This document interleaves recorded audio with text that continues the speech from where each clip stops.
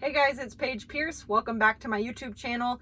So I have something exciting going on in 2020. I've partnered up with GKPro Productions, who have given me all the footage from the Memorial Championship presented by Discraft, which I am about to start putting audio over and letting you guys in on my thought process behind each shot and kind of let you guys know what was going through my mind in all of these moments. So check it out. Okay, everyone, here we go. Round one of the Memorial Championship presented by Discraft.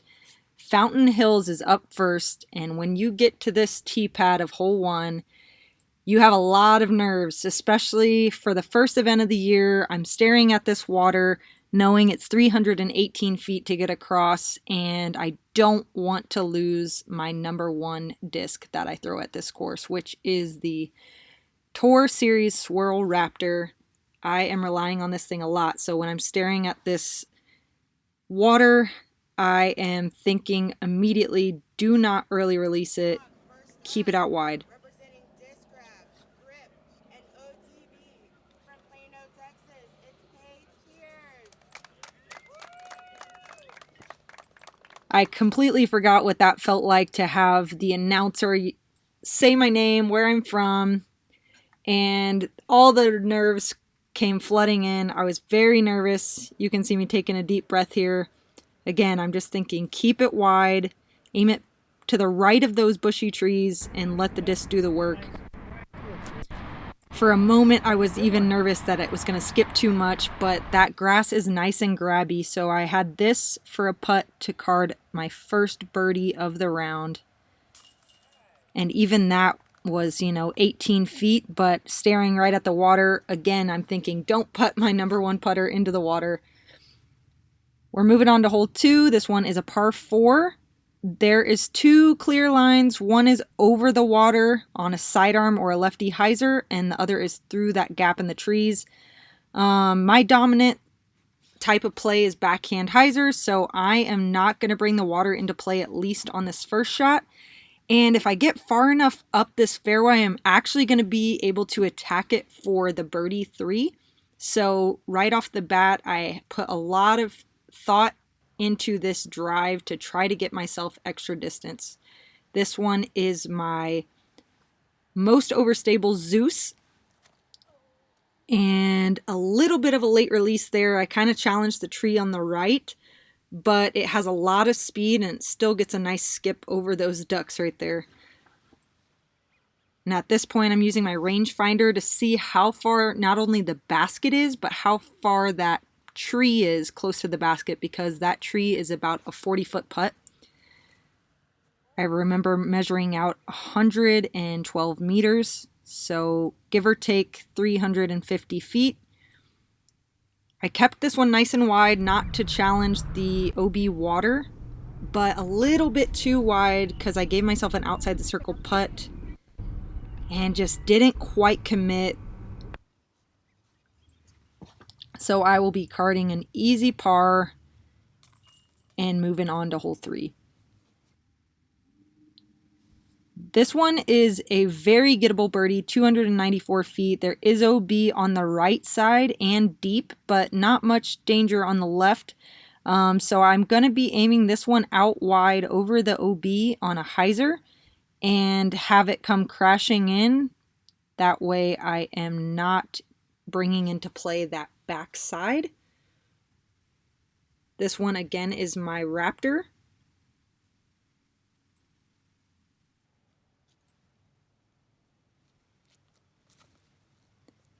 Right out of my hand. I knew it came out way too fast. I was praying for it to sit down, and it did challenge that back OB and the left OB, and I'm left with a circle's edge putt to get this birdie. Barely over the rim. A half-inch lower, and that would not have went in.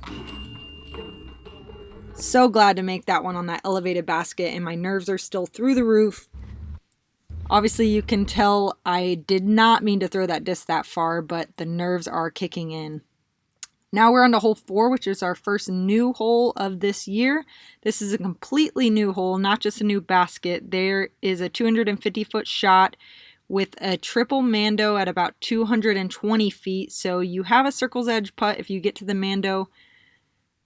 And it should be a relatively easy birdie, but it's also one that you could easily card a bogey if you have a misfire. So this is an important tee shot. And instead of thinking about what I wanted to do, I was thinking about what I didn't want to do, which is miss that mando. And that is why I missed it to the left there and did not convert on the putt. So I will be carding a bogey here, moving myself to even par for the round. And that just goes to show you the mental errors that can creep in and hinder your score. So trying to get those thoughts out of my head moving forward to hole 5.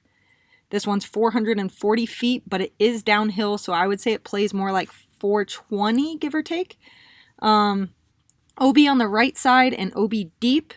You really just want to rip this one and get it as far as possible, because if you get over this last hill, you have a makeable putt. If you do not get over that hill, there's no chance of hitting it with those low-hanging branches.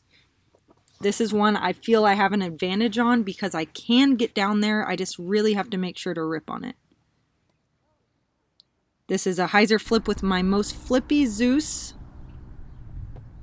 Didn't quite get it enough power, and you can see I'm landing just about circle 2's edge. And this one, like I said, I'm not really going to have a look at. So I lay up 2 here, and we'll have about a 12-footer for par.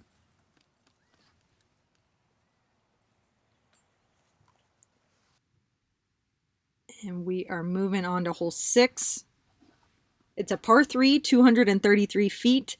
This one is really tricky, so you have to throw a high route. As you can see, that branch is right, or the whole tree is in the way, so you kind of have to go over the tree, whether you want to go on an Annie line to the left of the tree or a spike hyzer to the right of the tree.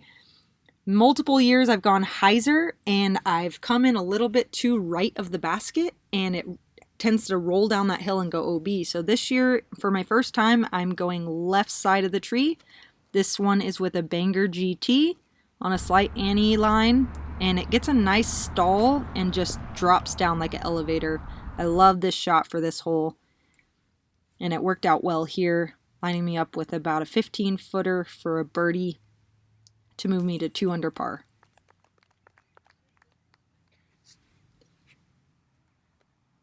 And actually, right before I putted that one, Missy and Haley both canned huge putts, so we carded a star birdie on that one. Now into hole 7. This one is probably the more nerve-wracking hole, one of the more nerve-wracking holes for me. It's only 210 feet. Everyone in the division should be able to get close enough to get the birdie, but there's so much water surrounding the basket, and it's one that you kind of have to simmer down on. If you throw it too fast, it is going to go be deep, and you're going to lose a great disc. So I'm going low speed, hyzer line with a zone and going for a skip near that tree, and it does so really well. I'm getting myself about a 20-foot putt staring at the water, and I'm so happy that that one caught. That was a little bit high left, but luckily my favorite type of basket, the Mach X, tends to grab any putt that is confident. Hole 8, this one is 570 feet, par 4. This is such a fun hole to throw. It really gives you an advantage if you can throw far off the tee and get onto this hill right about here. In that case, it's pretty easy to get across and to get that birdie 3. But if your drive doesn't get quite far enough, it's really hard to decide to go for it or not. And that tree you're looking at is right inside the circle, so that's a good aiming point if you cannot see the basket. On this one, again, I'm going with a Zeus here, and I'm aiming at the right side of the fairway relatively straight and letting the disc do the work.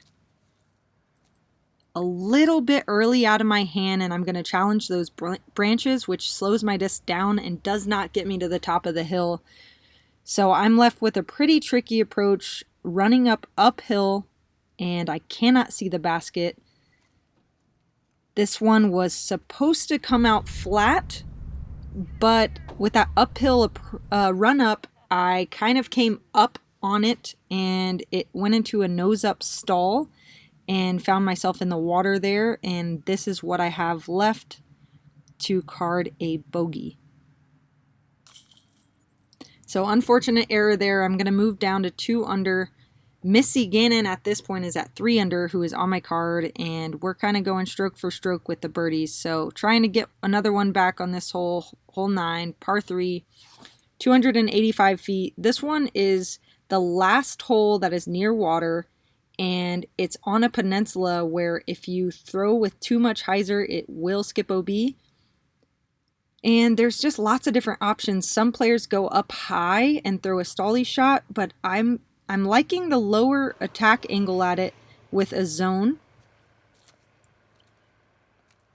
It had a little bit too much hyzer out of my hand, but it did hit this catchy grass and stayed safe.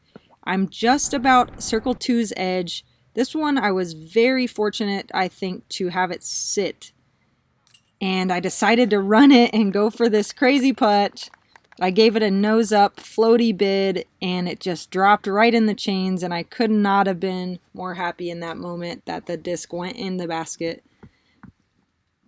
Now we're moving on to hole 10, which is a par 3, 332 feet. This one was giving me a lot of trouble in practice. You guys might have seen it on my Instagram stories, actually. It's a really reachable hole, but with the late turn to the right, it's a shot that I don't quite have dialed down 100%. So I was between an Avenger SS and a Surge SS, and in this moment I went with the Avenger SS, and I'm really trying to throw a hyzer flip and late turn it over, but it actually came out on an anhyzer. Very errant release here, and I clip that tree and fall down out of bounds. And now at best case, I'm looking at a bogey. So this is a very unfortunate error, especially when I see that my mark is going to put me right by that pole and I can't really get a full follow through. So I kind of ease up on this upshot and leave myself outside the circle to save a bogey here.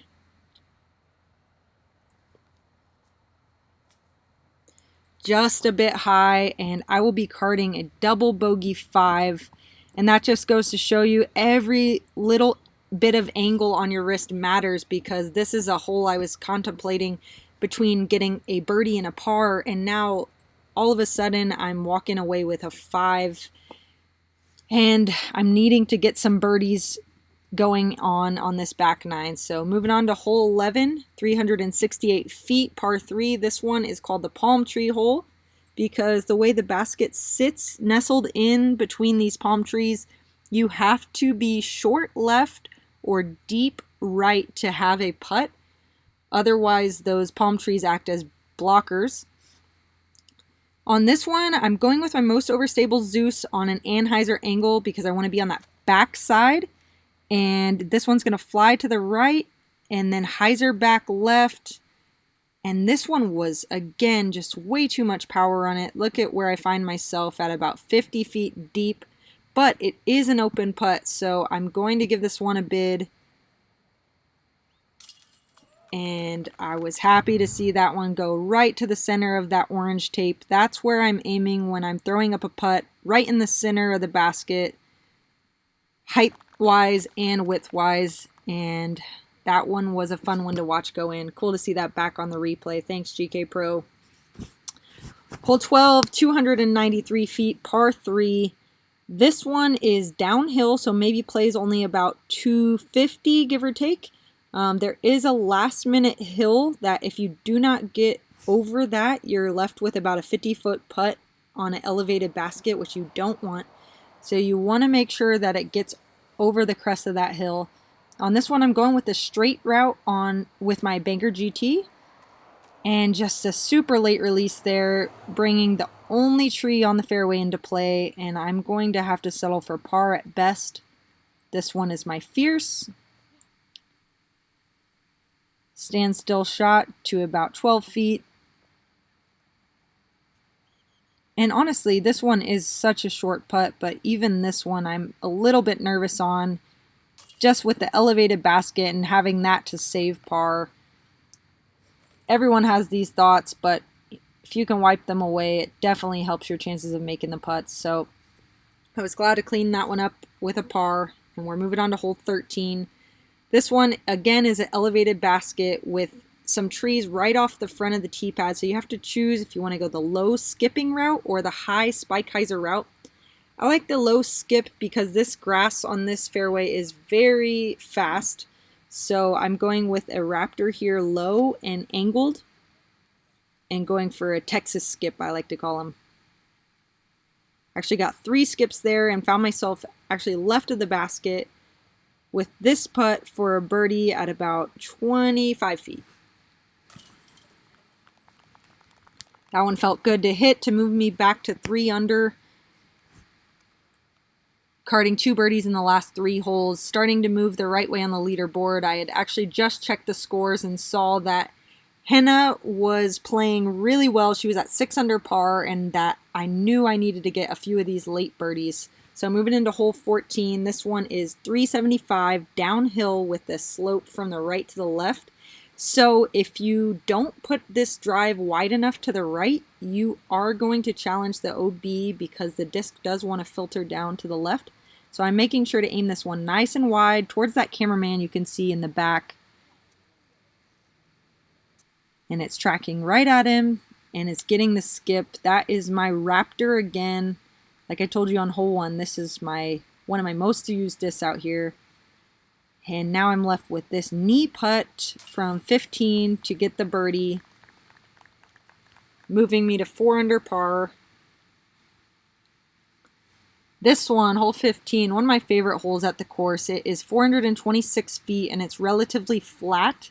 So this one is a true distance hole for us women. We are really just trying to throw it far and get a nice putt. If you do go too far OB or too far left over this hill, there is an OB line, but it doesn't really come into play unless you super early release it. This one, I'm throwing my flippiest Zeus. And when I say my flippiest one, I just mean the one that I've thrown the most. That's the most beaten. It's not necessarily flippy. As you can see, I started on a hyzer, and it does flip to flat, but it comes back on a hyzer angle exactly how I drew it up. I was very, very happy with this shot. And this is what I have for a birdie on a 426-foot hole. This is so awesome. I'm loving this disc so much. It's been such a good addition to my bag. Hole 16, 327 feet. This one is probably, I would say, the easiest hole in the course. The only thing you have to worry about is that Mando that we're passing right now. But for a right-handed player or a lefty with a good sidearm, it's pretty easy to avoid that. It's just a 320-foot hyzer. And yeah, not much really even to speak of on this. At that moment, there was a guy FaceTiming his wife, and he was showing her what he was seeing, so I waved at the camera. So this one, again, throwing the Raptor out wide and high and letting it dive down towards the basket so it doesn't get much skip. So I landed about 12 feet deep on this one, looking back at the tee. And I have this putt to move me to 6 under par with 2 holes to play. At this point, I am caught up to Henna, who is actually, according to UDisc, which I just checked right before this hole, was putting for bogey on hole 17. So I know that she's at 5 under at this moment. And I have just taken the lead, but I'm not going to stop at 6 under. I'm still trying to card 2 more birdies, or at least one of the 2. And now I'm on hole 17, which is 468 feet. It is a par 3. It's a long par 3, but it is downhill. So it probably plays more like 420. It is reachable, but you really do have to make sure you get the full flight of your disc. If it doesn't get to flat and ride to the right for a little bit, it's really hard to get there on a pure hyzer for us FPO players. I'm throwing my favorite Zeus, the one you saw me throw up just a few holes ago, and I'm trying to give it almost the same release I gave it with that hyzer flip to flat and just ride it forward. And it does ride forward for a moment, but it doesn't quite ride to the right and get that full S. So I'm going to be on the left side, and I am close to pin high, but it's outside the circle, looking at about a 48-foot putt for a birdie here.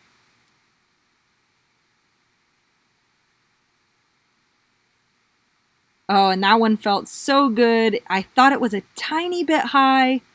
These fierces seemed to glide forever, so I knew it wasn't going to come up short, but I was just hoping it would stay where it was, and it was so fun to watch that one fall in. Moved myself up to 7 under, going into 18. And staring at this hole, I'm wondering, should I go for it or should I not? In practice, I decided I was going to go for this one this year. For my first year, I've never gone for the basket. I've just played a safe hyzer and gone for a par. But I was feeling very confident at this 400-foot range, especially with the new Zeus's in my bag. And I feel like I can trust it. And here we go. Rip in the Zeus on hole 18 to try to get myself to 8 under, knowing that if I mess up, I could move down to 6 under. So I throw it nice and wide. And I know it's going to get that hyzer finish, but not till the end of its flight. And luckily, I sat. That grass kind of has some areas that are fast and some that are slow, so I was happy to see that it checked up and gave myself this 20-foot look for a birdie to finish out the round. Ended up shooting 1021 rated, 8 under par to have the lead going into round 2, which again we will be playing at Fountain Hills. So make sure you guys check out round 2, and thanks again to GKPro for this awesome coverage. All right, that's a wrap for round 1. A huge shout out to my Patreons who are funding this project and making it possible for me to do things like this. I had a lot of fun with this. I hope you guys enjoyed coming along for the journey. And if you did like it, comment below and ring the bell to stay tuned for episode 2 coming soon.